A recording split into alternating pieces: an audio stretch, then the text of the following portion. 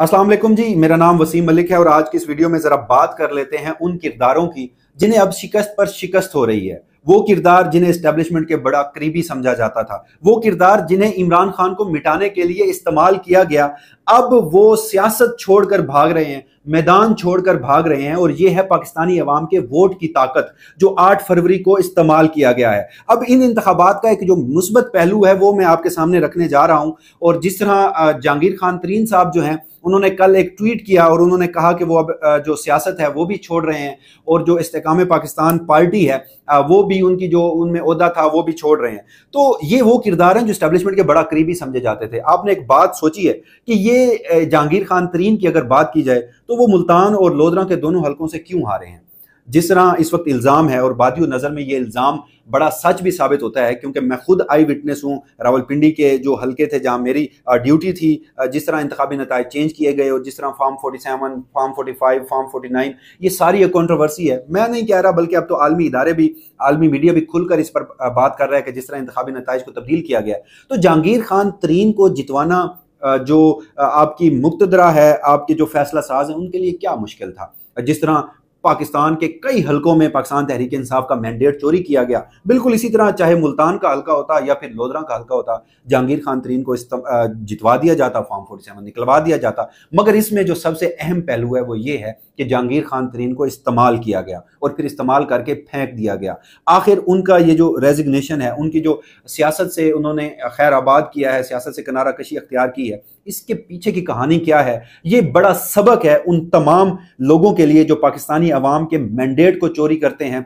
ये सबक है उन तमाम लोगों के लिए जो सियासी जमातों को धोखा देते हैं। ये सबक है उन लोगों के लिए कि जब कोई सियासी जमात जेर एताब आती है, वो फिर इस्टेब्लिशमेंट के हाथों जो किरदार खेलते हैं, इस्तेमाल हो रहे होते हैं, तो फिर वक्त आने पर उन्हें फेंक दिया जाता है। आज की इस वीडियो में मैं आपको रीजन बताऊंगा जहांगीर खान तरीन की कि उन्हें क्यों हरवाया गया, कैसे हारे, या सियासत से किनारा कशी कैसे अख्तियार की। मगर इससे कबल उन्होंने जो कल एक ट्वीट किया, वो ट्वीट मैं आपके सामने रखता हूं और फिर उस ट्वीट के ऊपर मैं जरा आपको बात करता हूं कि किस तरह जाते जाते भी जहांगीर खान तरीन ने बड़ा अच्छा बनने की कोशिश की, मगर वो जो उन्होंने अच्छाई दिखाने की कोशिश की है वो उनके जो माजी के इकदाम थे, बिलखसूस 9 अप्रैल का वो दिन आपने याद रखना है जब एक मुल्क पाकिस्तान के एक साबिक वज़ीर आज़म इमरान खान के खिलाफ अदम एतमाद आया था। और जिस तरह तब से लेकर आज तक इन इंतखाबात तक जहांगीर खान तरीन और इस तरह के बहुत सारे जो किरदार हैं वो एक्सपोज हुए, उन्हें जो इस्तेमाल किया गया, वो सारी चीजें मैं आपको। अब सबसे पहले जहांगीर खान तरीन का वो ट्वीट जो है वो मैं आपके सामने रख देता हूं। वो कहते हैं कि I would like to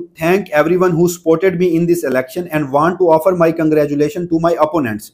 I have immense respect for the will of the people of Pakistan, therefore I have decided to resign from my position as chairman IPP and step away from politics altogether। फिर आगे कहते हैं my gratitude to all the members of IPP, I wish them the absolute best। फिर आगे लिखते हैं by the grace of Allah I will continue to serve my country to best of my ability in private capacity, may the next few years in Pakistan prosper inshallah। अब ये जो इन्होंने जहांगीर खान तरीन साहब ने अपनी ट्वीट में लिखा है कि जी I have immense respect for the will of the people of Pakistan, ये इमेंस रिस्पेक्ट जो है वो जहांगीर खान तरीन को हार के बाद, या फिर आप यूं कह लीजिए कि इस्तेमाल होने के बाद क्यों याद आई है। मैं आपको जरा 9 अप्रैल के बाद के कुछ वाकयात बता देता हूं और फिर आप देखिएगा कि ये जो विल ऑफ द पीपल आज याद आई है और जाते जाते अच्छा बनने की कोशिश की गई है कि मैं अवाम के मैंडेट का एहतराम करता हूं। तो आपको अवाम के मैंडेट का एहतराम तब भी क्यों याद आया जब आप इस्तेमाल हो चुके थे। 9 अप्रैल आपको याद होगा जब रजीम चेंज हुआ, जब अदम एतमाद कामयाब हुई। तो कुछ जो वैसे तो अगर इस तरह की हिस्ट्री को जरा तफसीलन बयान किया जाए तो बड़ा वक्त दरकार होगा, मगर मैं इसको थोड़ा जल्दी से आपके सामने कुछ चीजें रखता हूं। तो जहांगीर खान तरीन साहब का जो जैसे साबिक वज़ीर आज़म इमरान खान, इनकी हुकूमत से कुछ इख्तलाफात चल रहे थे और फिर हमने देखा कि उन्होंने पहले वफाक में एक जहांगीर खान तरीन ग्रुप बनाया, फिर पंजाब में एक जहांगीर खान तरीन ग्रुप बनाया और इस ग्रुप को बनाने का जो वाहिद मकसद था वो ब्लैकमेल करना था इमरान खान को। अब जो पंजाब में अलीम खान के साथ मिलकर इन्होंने एक ग्रुप बनाया था जिसे जहांगीर तरीन ग्रुप कहते थे, और इसमें तकरीबन जो ये लोग भी उस वक्त दावा करते थे और फिर हमने बाद में देखा भी, 25 के करीब जो पाकिस्तान तहरीक इंसाफ के पंजाब असम्बली से अरकान थे वो इस ग्रुप में शामिल थे। अलीम खान साहब ने प्रेस कॉन्फ्रेंस भी की थी और कहा था कि जी अगर उन्हें वज़ीर आला नहीं बनाया जाता, उस्मान बुज़दार को नहीं हटाया जाता, तो फिर हम पाकिस्तान तहरीक इंसाफ के साथ नहीं हैं। तो इस मौजू पर यानी आप देखिए कि पाकिस्तान तहरीक इंसाफ से जीते गए जो लोग थे उन्हें अपने साथ शामिल किया, लोगों के ज़मीर खरीदे गए, लोग भी बिके, उनके साथ भी आए। और फिर हमने देखा कि जब परवेज़ इलाही साहब और हमजा शहबाज के दरमियान मुकाबला था, वो अदम एतमाद के बाद वो सारा मामला हुआ पंजाब वाला, जब जो बुज़दार साहब थे उन्हें हटाया गया, तो उस दौरान इन्हीं पाकिस्तान तहरीक इंसाफ के जो 25 लोग हैं उनका जो मैंडेट है वो हमजा शहबाज की झोली में डालकर उन्हें वज़ीर आला पंजाब बनवा दिया गया था। और उसके बाद फिर हमने देखा कि इस्तेहकाम पाकिस्तान पार्टी भी बनाई जहांगीर खान तरीन साहब ने। अब ज़रा इस इशू पे मैं आपके पास आता हूँ कि ये जो हमजा शहबाज को 25 लोगों को वोट दिया गया था और उसके बाद फिर सुप्रीम कोर्ट का एक फैसला आया, सुप्रीम कोर्ट ने आइन के आर्टिकल 63A की तशरीह की और उसके बाद ये जो मुनहरफ हुए थे अरकान, इन 25 अरकान को इलेक्शन कमीशन ऑफ पाकिस्तान ने नाअहल किया। 17 जुलाई 2022 को पंजाब में इंतखाबात हुए और उन इंतखाबात में ये जो 20 डायरेक्ट नशिस्तों पर इंतखाबात हुए थे, ये जो हमजा शहबाज के साथ जहांगीर खान तरीन ग्रुप के लोग मिले थे, उन नशिस्तों पर 16 नशिस्तों पर पाकिस्तान तहरीक इंसाफ को कामयाबी हुई थी। तो तब भी जैसे मैंने आपको वीडियो के शुरू में कहा था कि ये पाकिस्तानी अवाम के वोट की ताकत है कि वो जो बदकिस्मत लोग हैं, बदकिस्मत तो नहीं, खाइन हैं, बददयानत हैं, ये जो मकरू और गंदे चेहरे हैं जिनकी वजह से आज पाकिस्तान का ये हाल हुआ, पाकिस्तान की मैशत का ये हाल हुआ। पिछले 75 सालों से इस्टेब्लिशमेंट के हाथों, पाकिस्तानी अदलिया के हाथों ये लोग इस्तेमाल होते आए हैं। और जब भी किसी मुंतखब वज़ीर आज़म का, वज़ारत आला के जो लोग हैं उनका तख्ता उलटना था, यही लोग एक जमात से दूसरी जमात, दूसरी जमात से तीसरी जमात जाते थे और पाकिस्तानी जमहूरियत का ये हाल होता था।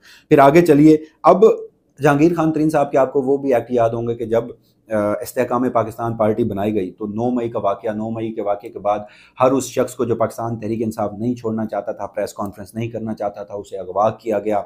उसे अगवा करने के बाद उनके साथ क्या सलूक किया गया, ये बहुत सारे लोग अब बाहर आकर बातें भी करने लग गए हैं। मगर फिर क्या होता था, लापता होते थे वो लोग, उनकी फैमिली को नहीं पता होता, उनकी फैमिली अदालतों के चक्कर लगा रही होती थी। अदालतों में पाकिस्तान की ब्यूरोक्रेसी, जो डिप्टी कमिश्नर साहिबान हैं, जो पुलिस अफसरान हैं, झूठ बोला करते थे।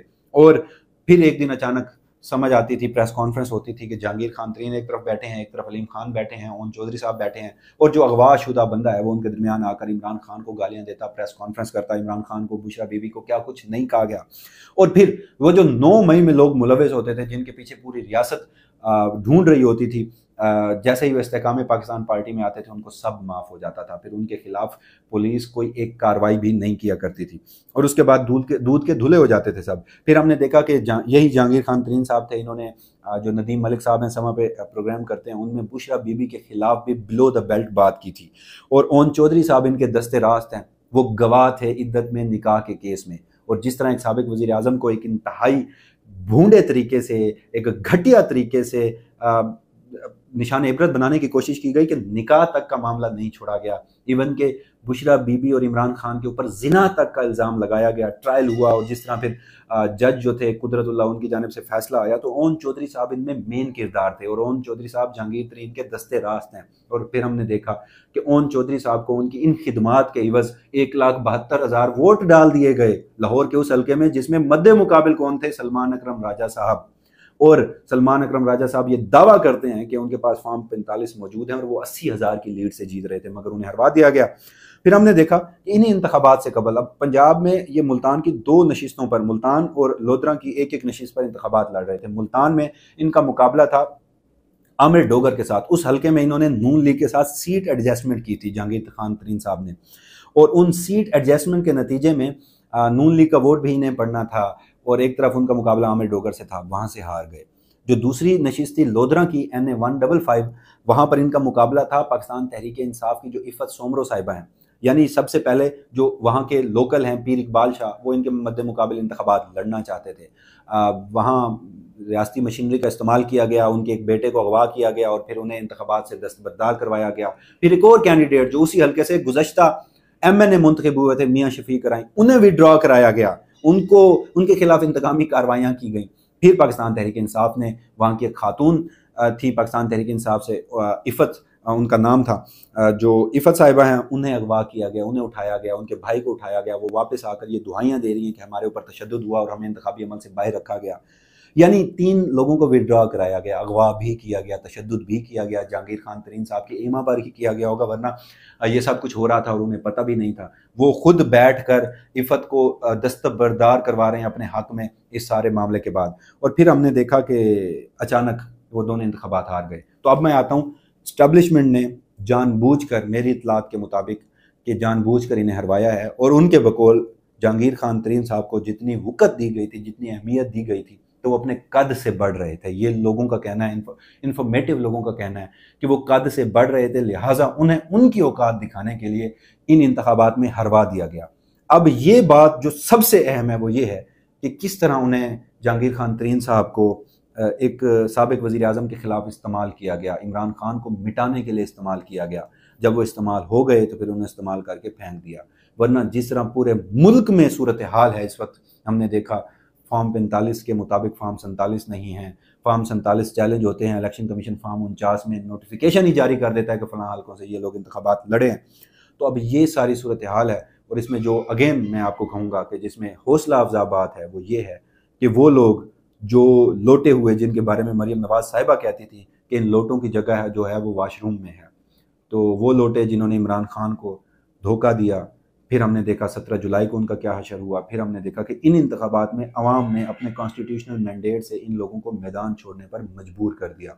अगर अवामी हिमायत इनके साथ होती तो शायद ये जो लोग इनको इस्तेमाल कर रहे थे वो भी इनके साथ खड़े होते, वो भी पीछे हट गए। और अवाम ने भी जब अपने वोट की ताकत से इन्हें हराया तो ये लोग मैदान छोड़ने पर मजबूर हो गए। यानी आप देखिए कि एक वक्त था, इन्हें जहांगीर खान तरीन साहब को क्या कहा जाता था, इमरान खान की एटीएम। जहांगीर खान तरीन को कहा जाता था कि इमरान खान की जो पाकिस्तान तहरीक इंसाफ है, उसने 2018 के जो इंतखाबात में हुकूमत बनाई है उसमें जहांगीर खान तरीन का बड़ा किरदार है। और फिर वही जहांगीर खान तरीन जो एक वक्त में, यानी आप कह लीजिए कि बादशाहगर थे, लोगों को वज़ीर आज़म बनवाते थे, वो आज अपनी दोनों नशिस्तें हार कर किस तरह मैदान खाली छोड़कर भाग गए हैं। तो ये वाकई ही जो सबक है उन सब लोगों के लिए जो आज भी ऐसी गैर जमहूरी ताकतों के हाथों इस्तेमाल होते आ रहे हैं और अवामी मैंडेट की तौहीन करते आ रहे हैं कि जब आप इस्तेमाल हो चुके होंगे, जब आपकी ज़रूरत नहीं रहेगी तो फिर आपको इस तरह फेंक दिया जाएगा। और इस बात में भी हकीकत है कि यही सारे अमल इस तरह से नहीं, मगर इसका अगर 2% कहें, 3% कहें या फिर 4% कहें, 2018 में पाकिस्तान तहरीक इंसाफ ने भी किया था। और पाकिस्तान तहरीक इंसाफ में फिर ये बात है कि इमरान खान साहब ने अपनी गलतियां मानी भी हैं, और अब भी गाए बगाए जब उनके साथ मुलाकात में सहाफ़ी जाते हैं अडयाला जेल में तो वो अपनी गलतियां मानते हैं। तो इन सारी चीज़ों से जब जमहूरियत को पाक किया जाएगा फिर ही पाकिस्तान किसी रास्ते आगे बढ़ेगा। इसी हवाले से जो भी फर्दर डेवलपमेंट होगी वसीम मलिक अपने इसी प्लेटफॉर्म से आपको आगाह रखेगा। तब तक के लिए मुझे दीजिएगा इजाज़त। अल्लाह हाफिज़।